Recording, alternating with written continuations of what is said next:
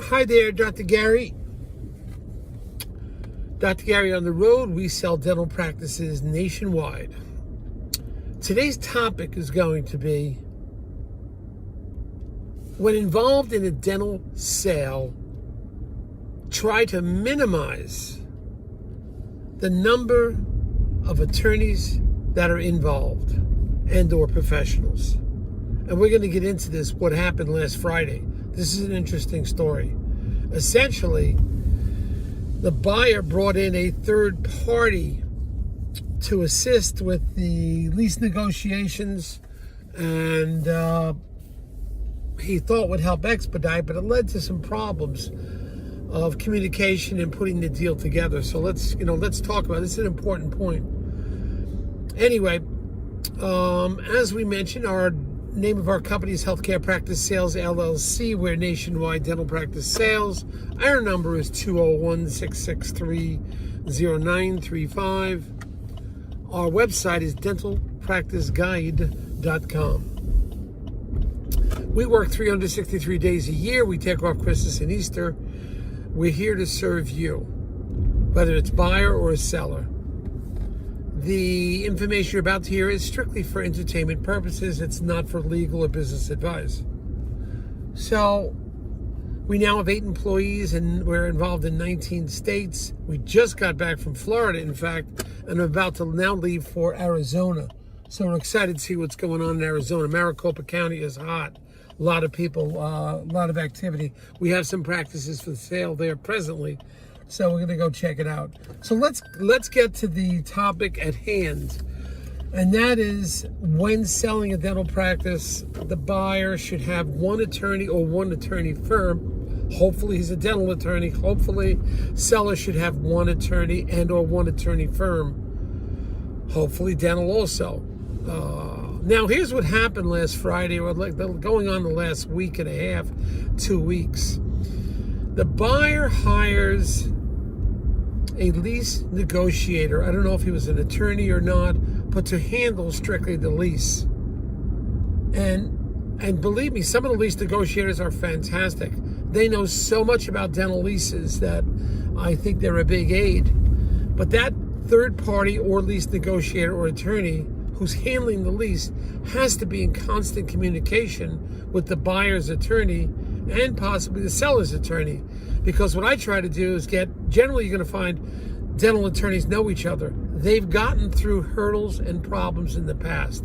They know how to handle it. Even though each problem could be different, they know how to handle it.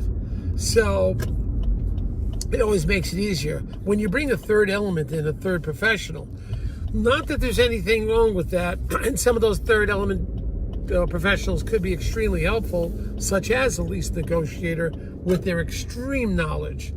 But if that third party does not stay in communication with the attorneys, it's a problem.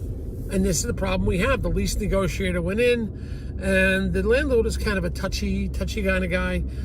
He wants to see you face to face, shake your hand, sit down with you. The lease negotiator, in this instance, strictly did everything by email. You got to get on the phone and talk to that landlord to say hello. Every deal is different. New York or some major cities have huge management organizations, and you're never even talking to the landlord. You're only communicating with the managing agent. But eventually the information is going to get back to the landlord. In this instance, the lease negotiator, attorney, or professional, however, failed to communicate on a one-to-one basis with the landlord. Strictly did everything on an email. And in this instance, the lease negotiator did not speak to the seller's attorney or the buyer's attorney. He should have reached out to put everybody on the same page, but he didn't. So, once again, some of the lease negotiators are great. I have nothing against them whatsoever. Where possible, if you can keep the number of outside people to a minimum, it does help in certain circumstances. In this circumstance, it did help, and we feel it would help. You have one attorney, and then one attorney. That attorney may have a a real estate division that handles leases or whatever, and he'll work in conjunction with them.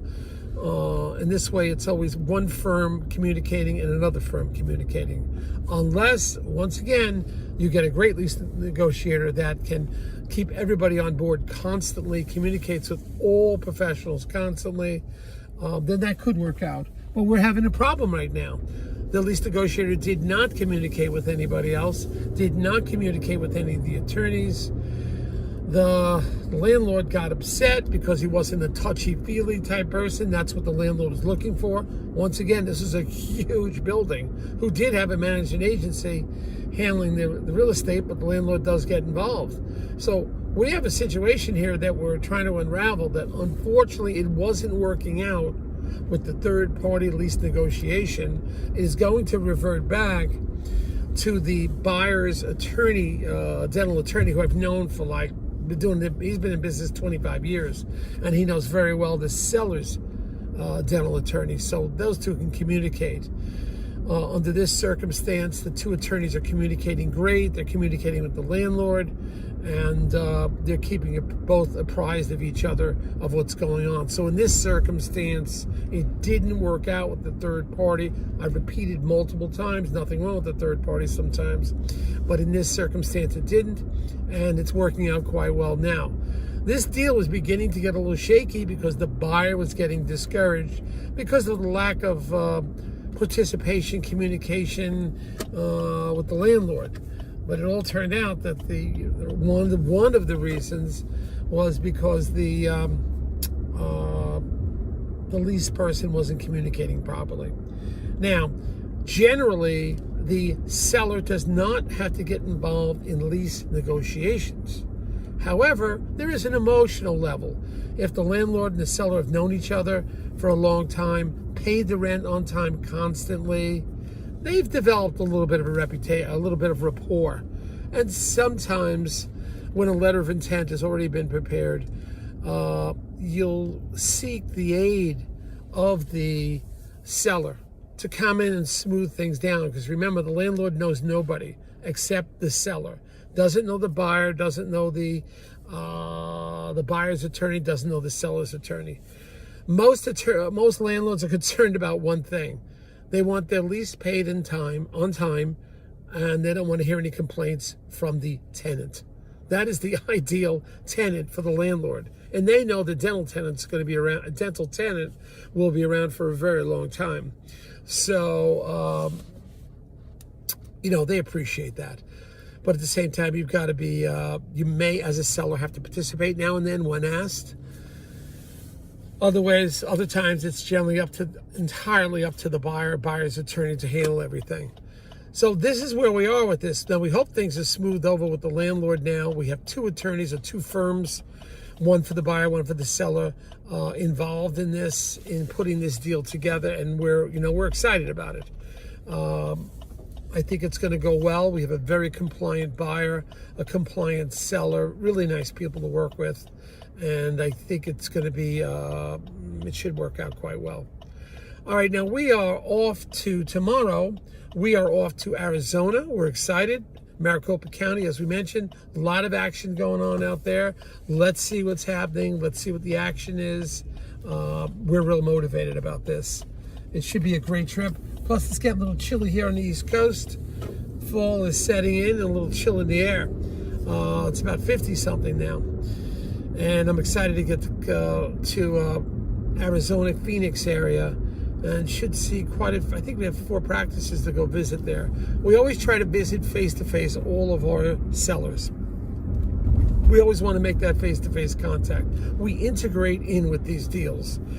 We monitor the deals carefully, every moving step. It's Sunday, we are still working, and we still have our same theme. We're having fun every time. But we get real involved with these deals. We're just not on the outside.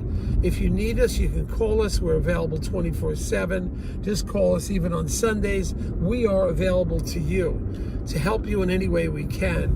But we get involved in these deals. We're excited about the deals. In fact, every time I do a deal, it's like, especially for the buyer, I feel like I'm reliving my life because I had 3 practices, and it keeps the energy up. So it's very exciting. We are in this for the long haul. I am not retiring. I'm working on a few big things now. Let's see what happens. May have some surprises for you in the future. We're excited. All right now. And the guy's tailgating me in New Jersey, which is typical. You know, me first, get out of my way. Okay, maybe they'll be a little more gentle in Arizona. I don't know. All right, team, we'll see you. Have fun every day. And on the road with Dr. Gary, yeah.